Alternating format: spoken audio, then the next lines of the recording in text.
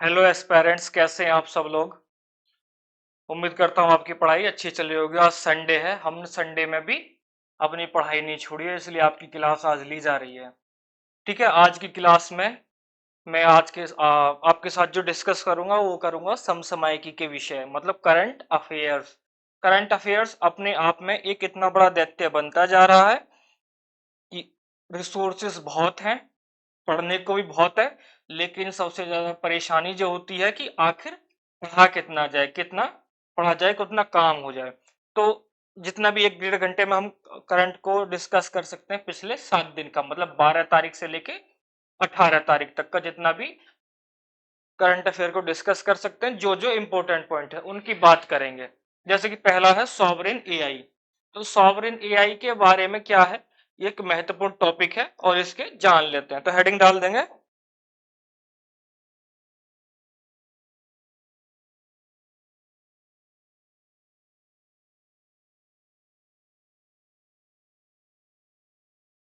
Sovereign AI. तो इसको पढ़ाने का मकसद क्या है? इसको पढ़ाने का मकसद ये है कि जो हमारी मिनिस्ट्री ऑफ इलेक्ट्रॉनिक्स और आईटी है, उसके जो सेंट्रल मिनिस्टर्स हैं, उन्होंने इसको समर्थन दे दिया है। अगर सॉवरेन एआई की बात मैं करूं, तो जब गवर्नमेंट एआई,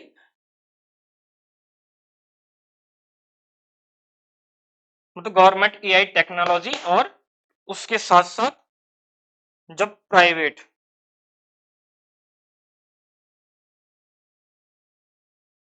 एआई टेक्नोलॉजी को ऐड कर देते हैं, तो उसको क्या बोलते हैं? सॉवरेन एआई बोलते हैं। उम्मीद करता हूँ आपको समझ में आ गया होगा सॉवरेन एआई क्या होता है ना।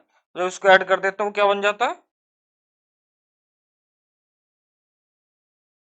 सॉवरेन एआई बन जाता है। अगर मैं कहूं इसको, तो इसे मोटे तौर पे एआई टेक्नोलॉजी और उससे संबंधित डेटा के मामले में देश की अपनी क्षमताओं और उस पर देश के नियंत्रण के रूप में समझा जा सकता है कि किस प्रकार से वो अपने एआई टेक्नोलॉजी को या एआई डेटा को किस प्रकार से मैनेजमेंट करता है। उसको क्या बोलते हैं? सॉवरेन एआई बोलते हैं।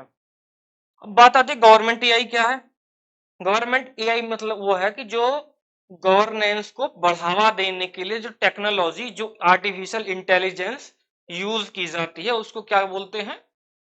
गवर्नमेंट एआई बोलते हैं। वहीं दूसरी तरफ इसका प्राइवेट एआई की बात करें, जो मतलब निजी क्षेत्र की कंपनियां हैं या निजी क्षेत्र को आगे बढ़ाने के लिए जो आर्टिफिशियल इंटेलिजेंस टेक्नोलॉजी का यूज किया जाता है, उसको क्या बोलते हैं? Sorry, private AI. ठीक है, क्लियर है? ठीक है। अब बात करते हैं कि भारत में आर्टिफिशियल इंटेलिजेंस को या टेक्नोलॉजी को आगे बढ़ावा देने के लिए कौन कौन सी पहले की गई हैं, है ना। अच्छा, ये मेरे को लिखवाना है, तो ठीक है। तो एक लिख लेंगे, एक स्टेटमेंट लिख लेंगे। इसे मोटे तौर पर एआई टेक्नोलॉजी, एआई टेक्नोलॉजी और इससे संबंधित डेटा के मामले में, डेटा के मामले में देश को अपनी क्षमताओं एवं उस पर देश के नियंत्रण, देश की क्षमताओं और उस पर देश के नियंत्रण के रूप में समझा जा सकता है। ठीक है, अब बात करते हैं कौन कौन सी पहले या कौन कौन सी इनिशिएटिव्स किए जा रहे हैं गवर्नमेंट के द्वारा अब तक किए गए। तो सबसे पहले हम देखते हैं कि इंडिया एआई मिशन चालू किया गया है। इंडिया आर्टिफिशियल मिशन 2024, है ना। इसका मेन ऑब्जेक्टिव्स क्या है? इसका मेन ऑब्जेक्टिव्स है कि जो एआई स्टार्टअप है, मतलब आर्टिफिशियल इंटेलिजेंस से रिलेटेड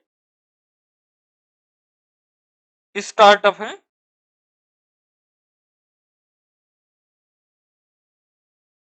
उनको क्या करना है? स्ट्रॉन्ग बनाना इसका मेन ऑब्जेक्टिव्स है। ठीक है, दूसरी पहल की बात करते हैं। दूसरी कौन सी इनिशिएटिव चलाई जा रही है? AI super conductor, sorry, AI super computer, artificial intelligence based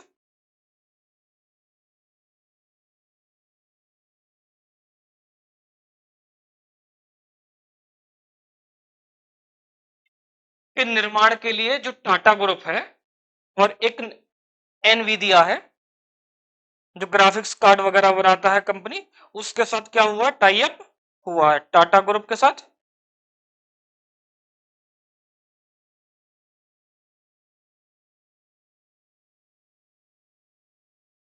और एनवीडिया के साथ में हुआ है।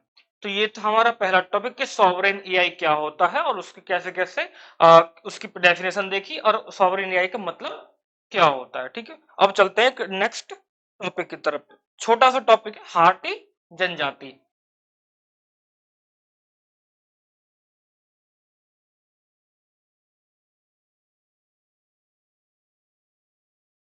हाटी जनजाति के बारे में बात करते हैं।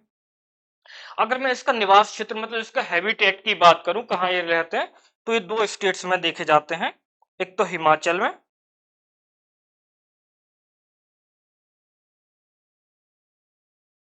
हिमाचल प्रदेश में, और दूसरा उत्तराखंड में, है ना। यूके लिख दिया, यूके का मतलब यूनाइटेड किंगडम्स मत समझना, उत्तराखंड की बात करते हैं। इन दोनों में रहते हैं।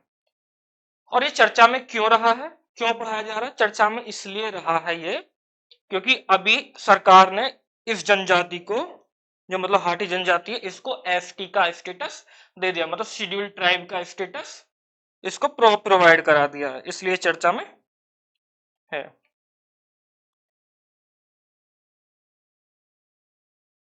इसको क्या दे दिया है, एसटी मतलब शेड्यूल ट्राइब का इसको स्टेटस प्रोवाइड करा दिया। इसका एक त्योहार होता है, सबसे बड़ा त्योहार इसका होता है बोडो त्योहार। बोडो त्योहार, बोडो फेस्टिवल्स, है ना। इसको क्या बोलते हैं, बोडो फेस्टिवल को माघ का त्योहार भी इनको बोले जाते हैं।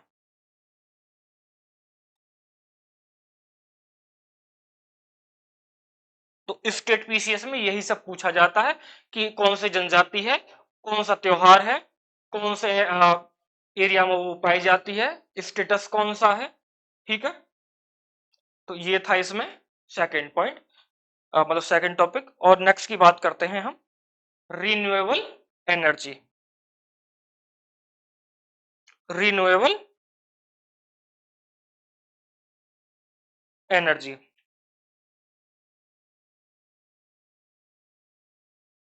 नवीकरणीय ऊर्जा, नवीकरणीय ऊर्जा। ये चर्चा में इसलिए रहा है क्योंकि भारत की जो नवीकरणीय ऊर्जा की क्षमता है, रिन्यूएबल एनर्जी कैपेसिटी है उसको प्रोड्यूस करने की, वो 2024 में बढ़कर कितनी हो गई है, दिसंबर 2024 का डेटा है, मतलब लेटेस्ट, ये हो गई है 209.44 गीगा वॉट, है ना। अगर मैं बात करूं 2023 की तुलना में, यहां पर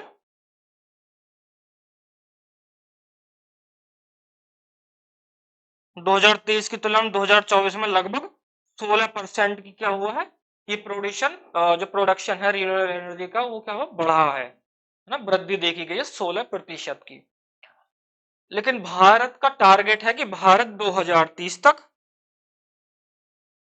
2030 तक रिन्यूएबल एनर्जी के द्वारा कितना, 500 गीगावाट का उत्पादन करना चाहता है, करना चाहता है। ठीक है, तो ये तो रहा आपका डेटा। अब एक डेटा देख लेते हैं कि भारत सोलर एनर्जी के द्वारा या फिर विंड एनर्जी के द्वारा या फिर बायो एनर्जी के द्वारा कितना कितना प्रोड्यूस करता था 2023 में, और 2024 में कितना प्रोड्यूस उसने किया है। ठीक है, तो इधर डाल लेंगे सोलर एनर्जी, और यहां पर लिख लेते हैं ईयर 2023, और यहां पर 2024, तो ठीक है। और इधर विंड एनर्जी, और इधर बायो एनर्जी, बायो एनर्जी। तो जो सोलर एनर्जी से प्रोड्यूस करता था इंडिया, वो 2023 में कितना करता था, लगभग 73 गीगावाट, और 2024 में कितना प्रोड्यूस किया, 98, 98 गीगावाट इसने प्रोड्यूस किया है। और विंड एनर्जी के द्वारा 45 गीगावाट किया था 2023 में, और 2024 में लगभग 48 गीगावाट इसने क्या किया, गीगावाट एनर्जी को प्रोड्यूस किया बाय विंड के द्वारा, विंड एनर्जी। बाय एनर्जी क्या है, लगभग 2023 में करते थे 10.84, लगभग हम कह सकते हैं 11 गीगावाट, लेकिन इसको बढ़ाकर अब कितना कर दिया, लगभग 11.5 गीगावाट। कितना कर दिया है, 11.5 गीगावाट। तो हमने डेटा को भी देख लिया, ठीक है। अब बढ़ते हैं आगे नेक्स्ट की तरफ, कि जो रीन्यूएबल एनर्जी है उसको मजबूत करने के लिए या उसके प्रोडक्शन को बढ़ावा देने के लिए सरकार के द्वारा कौन कौन से कदम उठाए गए हैं, ठीक है। तो हेडिंग डाल लेते हैं, उठाए गए कदम। कौन कौन से कदम उठाए गए हैं। सबसे पहला कि हमने रीन्यूएबल एनर्जी के लिए 100% एफडीआई को ओपन कर दिया। एफडीआई की मतलब प्रत्यक्ष विदेशी निवेश, की विदेश के लोग हमारे यहाँ आ सकते हैं और 100% इसमें इन्वेस्ट कर सकते हैं।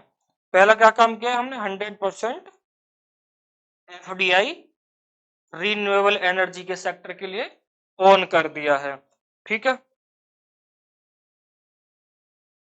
कौन कौन सा कदम उठाया, पहला तो कि 100% एफडीआई कर दिया गया है। दूसरा जो किया गया, नेशनल ग्रीन हाइड्रोजन मिशन चलाया गया 2023 में। नेशनल ग्रीन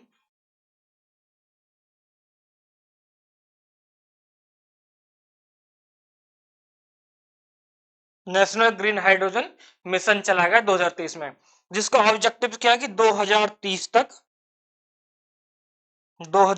तक जो भारत की उत्पादन क्षमता है वो 5 मिलियन मीट्रिक टन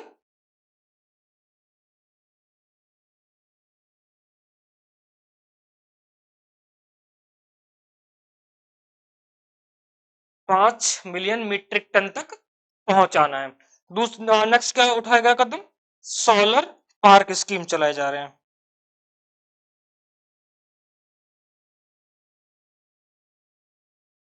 जगह जगह सोलर पार्क लगाए जा रहे हैं, खाली जो खाली जगह है वहां पर, ठीक है। फिर क्या, ग्रीन एनर्जी कॉरिडोर भी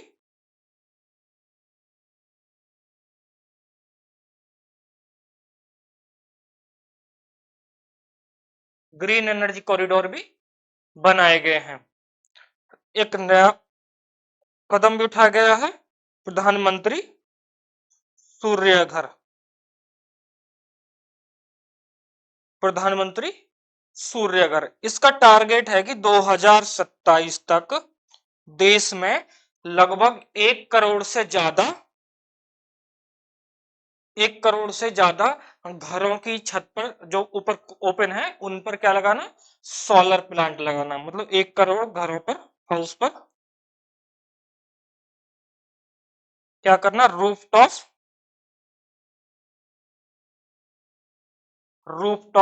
सोलर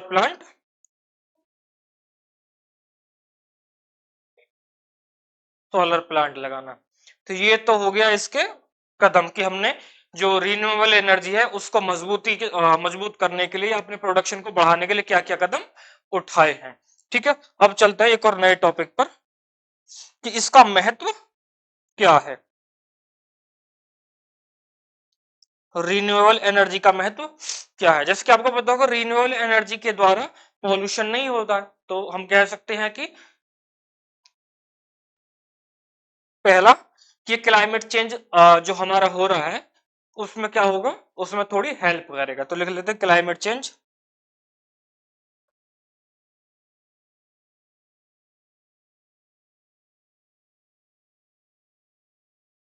चेंज सॉल्यूशन के रूप में काम कर सकता है। दूसरा क्या है कि ये एनर्जी सिक्योरिटी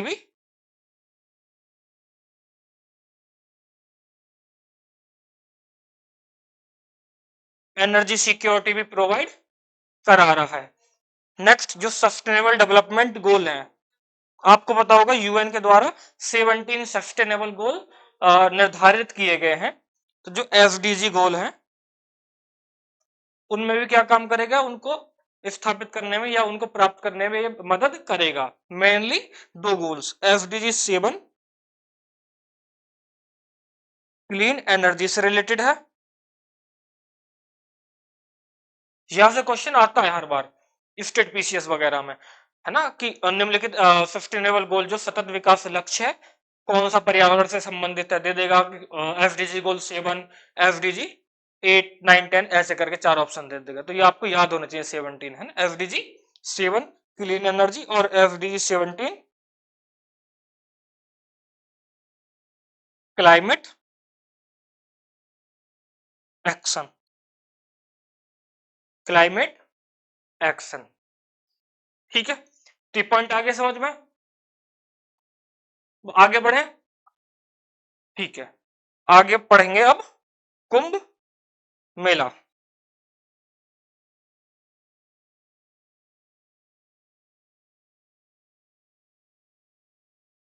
आगे क्या पढ़ेंगे अब, नेक्स्ट पॉइंट कुंभ मेला के बारे में। तो कुंभ मेला को यूनेस्को ने 2017 में इंटेंजिबल कल्चरल हेरिटेज की साइट्स की लिस्ट में रख दिया है। 2017 में यूनेस्को ने क्या किया था इसको,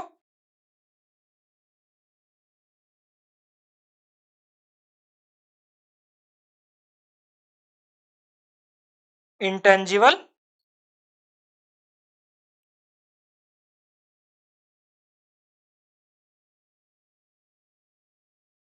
कल्चरल हेरिटेज लिस्ट में रख दिया, मतलब अमूर्त सांस्कृतिक विरासत के रूप में रखा हुआ है। ठीक है, जो कुंभ लगता है वो चार स्थानों पर लगता है। कौन कौन से चार स्थान है, एक तो हरिद्वार, हरिद्वार कौन सी नदी, गंगा नदी के तट पर, on the bank of river Ganga, Ganga नदी के तट पर लगता है। दूसरा उज्जैन, उज्जैन, उज्जैन कहाँ है, एमपी मध्य प्रदेश में, और यहाँ कौन सी नदी है, क्षिप्रा नदी है यहाँ पर, क्षिप्रा नदी है। और जो नेक्स्ट कुंभ लगता है वो कहाँ लगता है, वो लगता है नासिक, नासिक कहाँ, महाराष्ट्र में है ना, महाराष्ट्र में। और यहाँ कौन सी नदी है, गोदावरी,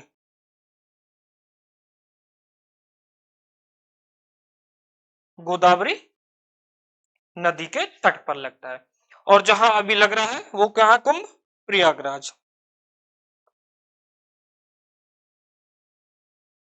प्रयाग,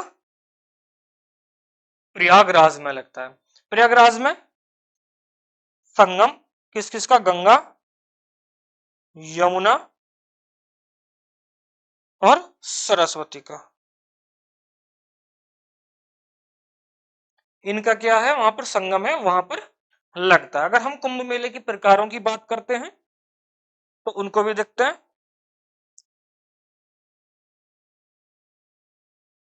पहला लगता है अर्धकुंभ,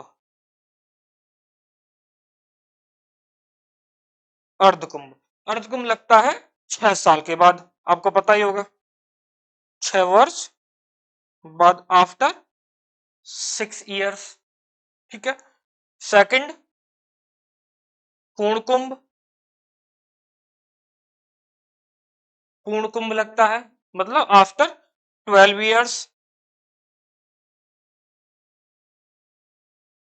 आफ्टर 12 इयर्स। फिर लगता है महाकुंभ, महाकुंभ आफ्टर 144 इयर्स। ठीक है, 144 साल बाद लगता है। अगर हम कुंभ की हिस्ट्री में चलते हैं कि हिस्ट्री में कहां से कुंभ का पहला वृत्तांत या पहला दर्शन या पहली चर्चा देखने को मिलती है, तो वो मिलती है 7वीं शताब्दी में, 7वीं शताब्दी में।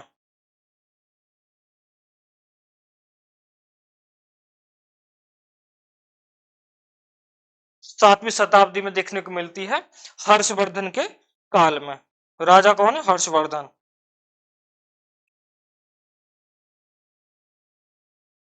इनके काल में एक चीनी यात्री आता है, हेनशांग।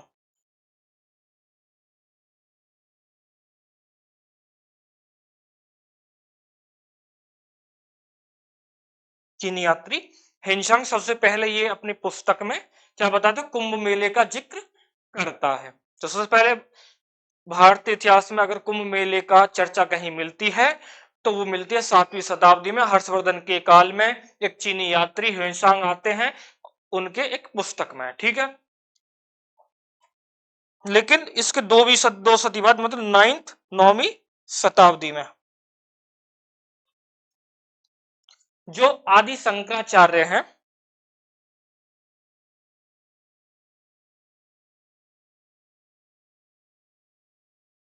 आदि शंकराचार्य हैं, उन्होंने जो कुंभ मेला है उसके एक वास्तविक स्वरूप को प्रदान किया था कि इस तरह से कुंभ लगाया जाएगा, ठीक है। अब नेक्स्ट आगे चलते हैं, नेक्स्ट पॉइंट पे, नेशनल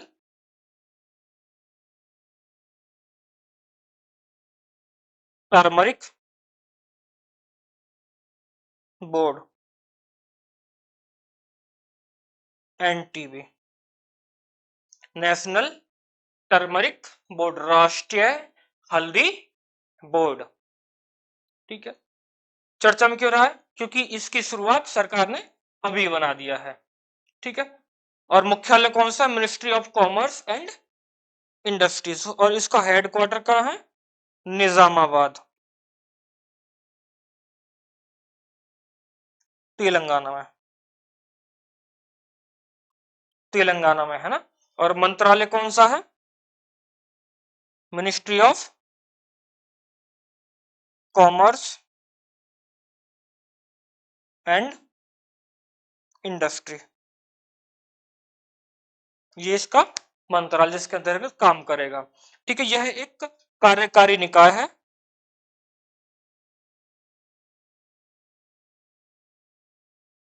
लेकिन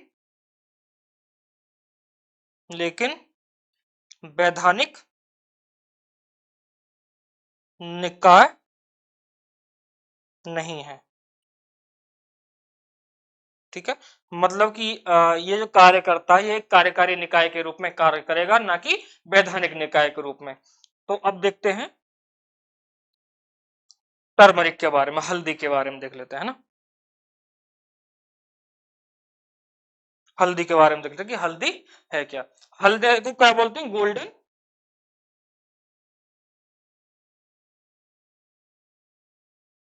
स्पाइस भी इसको बोला जाता है, ठीक है। गोल्डन स्पाइस भी इसको बोला जाता है। और अगर इसकी प्रॉपर्टी की बात करें तो ये एंटी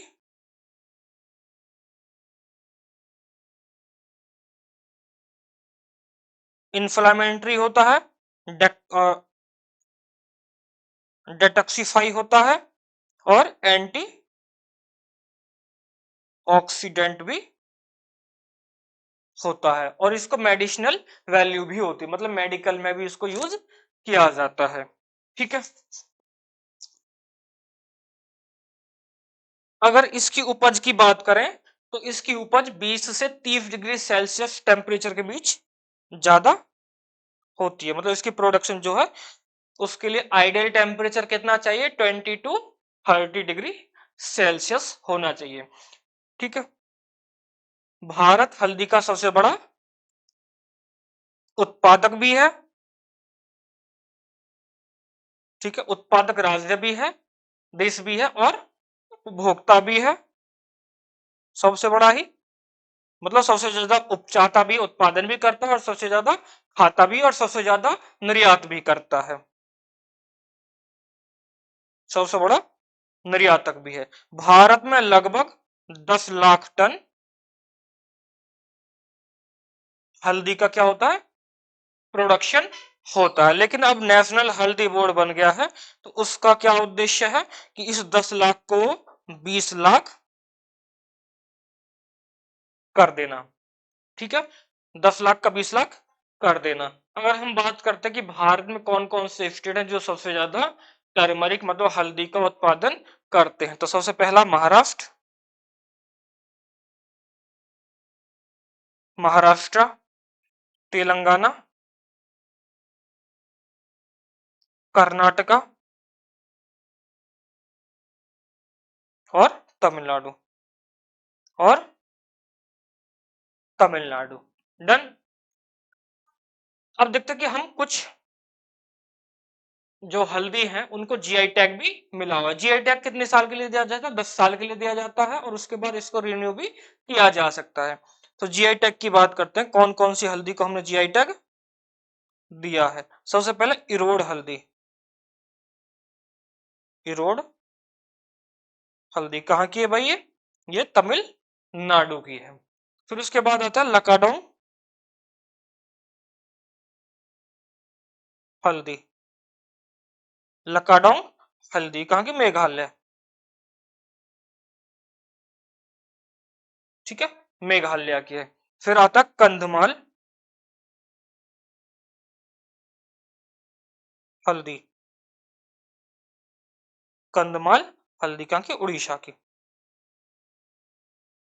उड़ीसा की है। ठीक है, ये हो गया हल्दी। ठीक है, अब नेक्स्ट हेडिंग डाल लेंगे fire fly.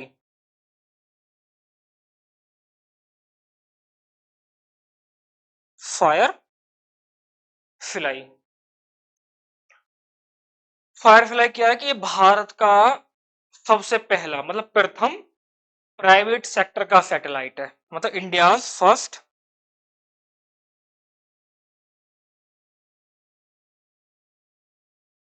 Private sector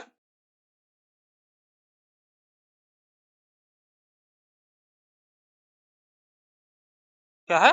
satellite है, प्राइवेट सेक्टर का सैटेलाइट है। किसको, किसने जारी किया है इसको? इसको चलाया है या प्रक्षेपित किया है पिक्सल के द्वारा। पिक्सल क्या है? पिक्सल एक कंपनी है इंडिया की जो कि प्राइवेट सेक्टर की कंपनी है, और जो स्पेस है उससे रिलेटेड काम करता है। ठीक है, और ये कहां पर स्थापित किया गया है? लो अर्थ ऑर्बिट में। हम ऑर्बिट की भी चर्चा कर लेंगे, ऑर्बिट कैसे होते हैं, कितने होते हैं ना। लो अर्थ ऑर्बिट में इसको क्या किया गया? स्थापित किया गया है। और ये क्या है? HIS है, मतलब हाइपर स्पेक्ट्रल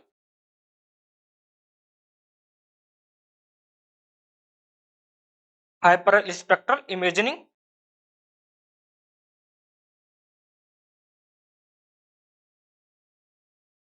इमेजिंग सैटेलाइट है। मतलब क्या है कि जब सामान्य सैटेलाइट अगर अंतरिक्ष से किसी चीज के फोटो मतलब कह सकते हैं कि अंतरिक्ष से अगर जो जर्नल सैटेलाइट होते हैं वो दिखाएंगे कि ये क्या है, यहाँ पर फॉरेस्ट एरिया है। लेकिन जो HIS होता है मतलब हाइपर स्पेक्ट्रल इमेजिनिंग सैटेलाइट होता है, वो क्या काम करता है? वो ये भी दिखा देता है कि कौन सा पेड़ किस चीज का है। जैसे कि ऊपर से दिखा देगा कि ये नीम का पेड़ है, ये आम का पेड़ है, या देवदार का पेड़ है, सब चीज दिखाएगा। मतलब इसका रेजोल्यूशन पावर जो होता है वो ज्यादा होता है और सटीक जानकारी देता है। इसलिए इसको हमने यूज किया है। अगर इसके यूज की बात कर सकते हैं कि कहाँ कहाँ पर हो सकता है इसका यूजेस की, तो एग्रीकल्चर,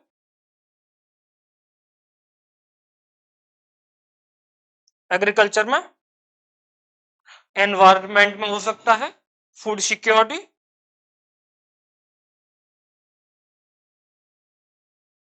फूड सिक्योरिटी और मिनरल्स की माइनिंग के टाइम भी इसका यूज किया जा सकता है। इतना आगे समझ में। अब बात कर लेते हैं अर्थ ऑर्बिट्स की कि कितने टाइप्स के होते हैं।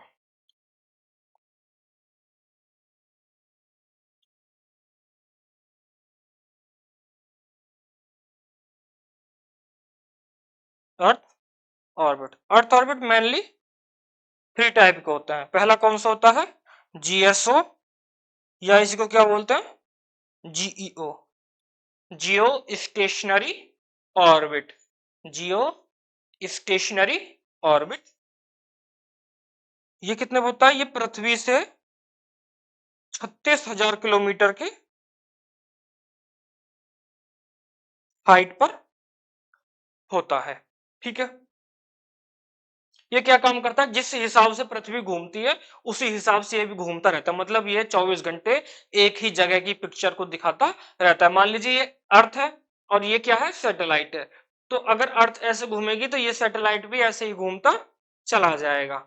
मतलब जहां अगर ये दिल्ली की सैटेलाइट, मतलब दिल्ली की लोकेशन को दिखाता होगा कि दिल्ली में क्या चला, तो ये उसी चीज को दिखाता रहेगा। ऐसे नहीं कि इसकी स्पीड तेज होगी या स्लो, नहीं, जिस हिसाब से पृथ्वी की गति होती है उस हिसाब से ये भी मूव करता रहता है। ठीक है, फिर आते हैं MEO, मिड अर्थ ऑर्बिट। जो मिड अर्थ ऑर्बिट होते हैं वो मेनली कितने होते हैं, 5000 किलोमीटर से लेके 20,000 किलोमीटर की हाइट पर होते हैं। और ये क्या यूज किए जाते हैं, मेनली नेविगेशन में,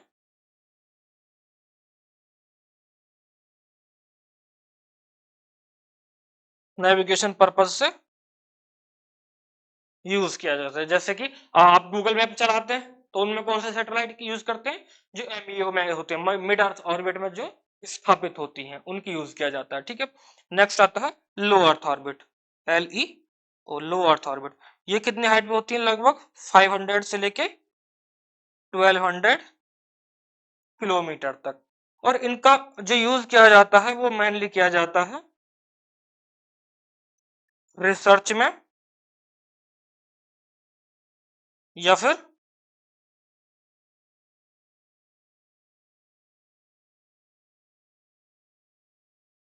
टेली कम्युनिकेशन में, या फिर हम कह सकते हैं अर्थ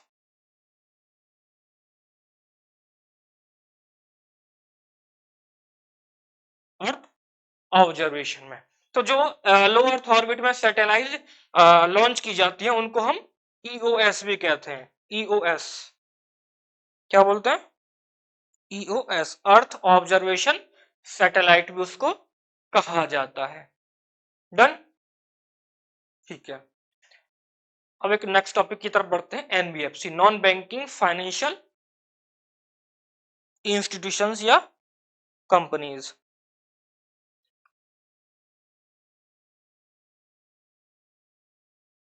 NBFC, non banking financial companies. ठीक है, इसको पढ़ाने का चर्चा इसलिए है क्योंकि तीन NBFC को, जो NBFC का कैटेगरीज में डिवाइड किया गया, सीरीज में डिवाइड किया गया है, उसकी अपर लेयर में उसको ऐड किया गया, उसकी चर्चा करेंगे। ठीक है, पहले हम देख लेते हैं कि होते क्या है। NBFC को हम क्या बोलते हैं, शैडो बैंक भी बोलते हैं। और इनका रजिस्ट्रेशन जो होता है, इनका जो रजिस्ट्रेशन होता है वो company act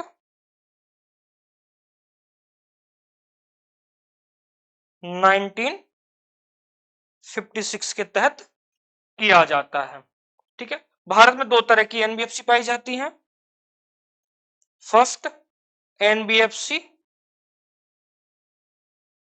non deposit taking, मतलब कि जो जमा राशि नहीं लेती हैं। दूसरी आती है NBFC वो जो जमा राशि प्राप्त करती है, मतलब जो डिपॉजिट प्राप्त करती है।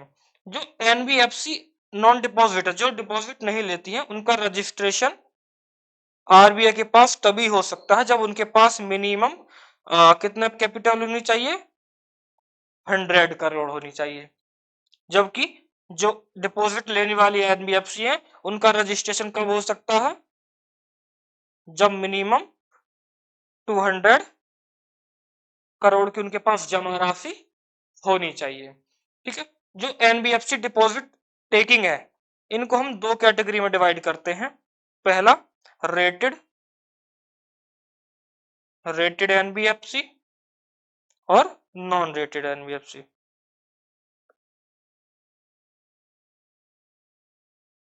नॉन रेटेड NBFC, जो रेटेड NBFC होती है वो अपनी कुल जमा राशि का 4 गुना तक क्या रह सकते हैं, जमा राशि के रूप में प्राप्त कर सकते हैं। मान लो उनके पास अगर 500 करोड़ की धनराशि है तो वो 4 गुना तक जमा राशि के रूप में ले सकते हैं। मतलब ये कितने ले सकते हैं, 4 टाइम्स, और ये 1.5 टाइम्स, मतलब 1.5 गुना तक ले सकते हैं। ये तो था NBFC का बेसिक। अब आते हैं जो हमारा करंट अफेयर है वो क्या है?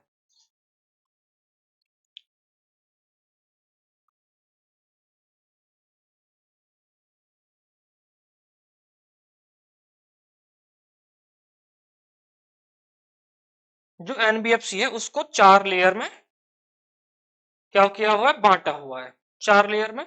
सबसे लेयर कौन सा ऊपर? Top layer. इसको क्या छोड़ा हुआ है? अभी तक आरबीआई ने खाली छोड़ा हुआ है, इसमें कोई भी एनबीएफसी नहीं आती है। सबसे नीचे बेस लेयर, मिडिल लेयर और अपर लेयर। ये कौन सा? बेस लेयर है, ये मिडिल लेयर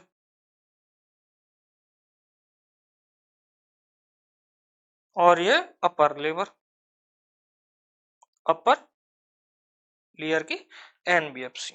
ठीक है। बेस लेयर एनबीएफसी में वो एनबीएफसी को रखा गया है जिनकी एसेट वैल्यू अप टू,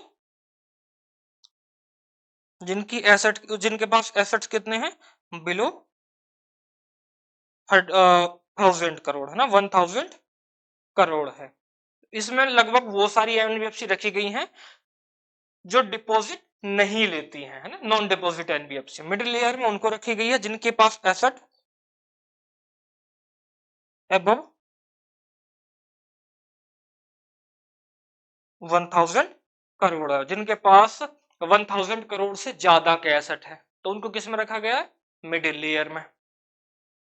ठीक है। और इससे जो ऊपर की है उनको किस में रखा गया? अपर लेयर है। इसमें 3 एनबीएफसी को और शामिल किया गया है जो कि अभी करंट है ना। मेन टॉपिक यही था समझाने के लिए, लेकिन इसको समझाने से पहले उसका बैकग्राउंड क्लियर करना जरूरी हो जाता है, क्योंकि वनडे एग्जाम नहीं है आपका। एग्जाम क्या है? हाँ, यूपीएससी और स्टेट पीसीएस है। ठीक है। तो यहाँ पर 3 एनबीएफसी को इसमें ऐड किया है। कौन कौन सी है? LIC housing finance limited. ठीक है, पहला। दूसरी कौन सी है? PNB housing finance limited. ठीक है। और तीसरी कौन सी है? Shriram finance limited. Shriram finance limited. ठीक है, डन। ठीक है, इसको उतार लीजिए, कॉपी कर लीजिए।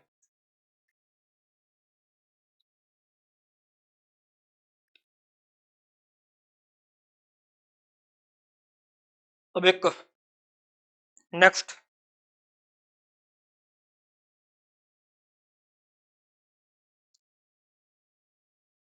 नेक्स्ट देखते हैं, नेशनल ब्रॉडबैंड मिशन।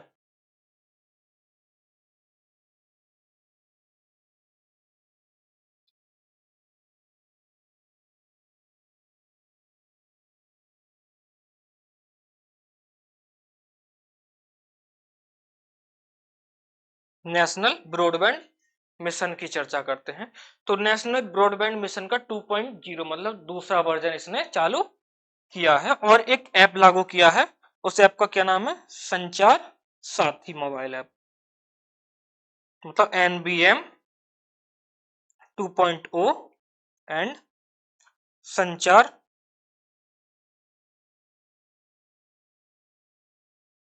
साथी मोबाइल ऐप क्या क्या लॉन्च किया है। संचार साथी मोबाइल ऐप क्या क्या लॉन्च किया है। इसका ऑब्जेक्टिव्स क्या है? इसका ऑब्जेक्टिव्स है जो दूर संचार है, जो टेलीकम्युनिकेशन है, उसको क्या करना? बढ़ावा देना, डेटा की सुरक्षा करना और सशक्त बनाना या सशक्तिकरण करना, इसका क्या है? ऑब्जेक्टिव्स है। जो नेशनल ब्रॉडबैंड मिशन 1.0 था, ये चलाया गया था 2019 में। ठीक है। इसकी एक उपलब्धि ये है कि इसके द्वारा टेलीकॉम टावर लगाए गए लगभग कितने 8.17 लाख से ज्यादा। दूसरा क्या है, जो ब्रॉडबैंड कस्टमर्स थे उनकी संख्या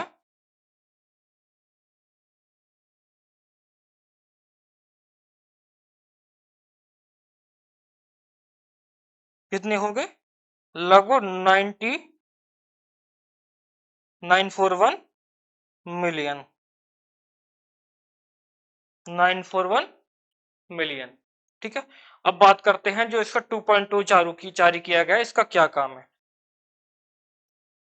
तो नेशनल ब्रॉडबैंड मिशन 2.0, इसके मेनली 3 ऑब्जेक्टिव्स हैं। पहला, जो 5G नेटवर्क है उसको और स्ट्रांग बनाना, उसको क्या करना, और ज्यादा मजबूत करना।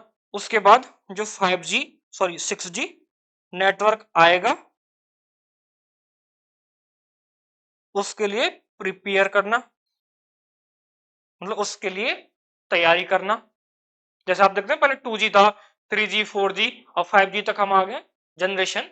अब 6G की तरफ हम जाने की बात करेंगे कुछ। फिर उसके बाद देखते हैं हम OPGW को स्टार्ट करना। OPGW क्या है, ऑप्टिकल ग्राउंड वायर, है ना, ऑप्टिकल ग्राउंड वायर, इसको स्टार्ट करना। अब बात करते हैं भारत में जो टेली कम्युनिकेशन है उसको मजबूत करने के लिए या उसको बढ़ावा देने के लिए क्या कौन कौन सी योजनाएं हैं या कौन कौन से कदम गवर्नमेंट के द्वारा उठाए गए हैं। ठीक है, तो पहला लिखेंगे पीएमजी दिशा, पीएमजी दिशा। इसका क्या ऑब्जेक्टिव्स है कि इसका ऑब्जेक्टिव्स है जो रूरल एरियाज हैं, रूरल जो एरियाज है वहां पर डिजिटल अवेयरनेस को क्या करना, प्रमोट करना या एक्सपेंड करना, एक्सप्रेस करना, मतलब फैलाना। डिजिटल डिजिटल अवेयरनेस जागरूक करना। ठीक है, दूसरा Bharat net, Bharat net project. Bharat net project का मैंने ऑब्जेक्टिव्स क्या है कि जो पंचायत हैं उनको ऑप्टिकल फाइबर केबल से कनेक्ट करना। Panchayat plus optical fibre cable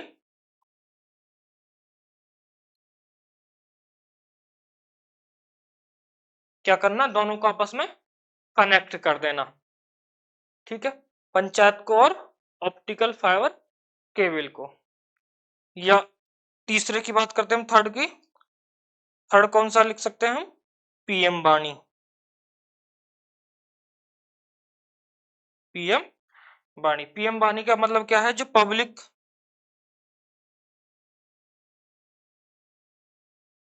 wifi hotspot है उनको क्या करना, मजबूत करना। ठीक है, आ गया समझ में। तो पिछले एक हफ्ते में जो भी चीजें बहुत ज्यादा चर्चा में थी या बहुत ज्यादा हमारे एग्जाम के पॉइंट ऑफ व्यू से इंपॉर्टेंट हो रही थी उन सबको हमने डिस्कस कर लिया है। ठीक है, तो अब मिलेंगे एक नेक्स्ट वीक, या बीच में अगर कोई क्लास लेनी पड़ी करंट अफेयर की तो वो भी ले लेंगे। ठीक है, और कल से हमारी क्लास कंटिन्यू हो जाएंगी जैसे चलती आ रही है। ठीक।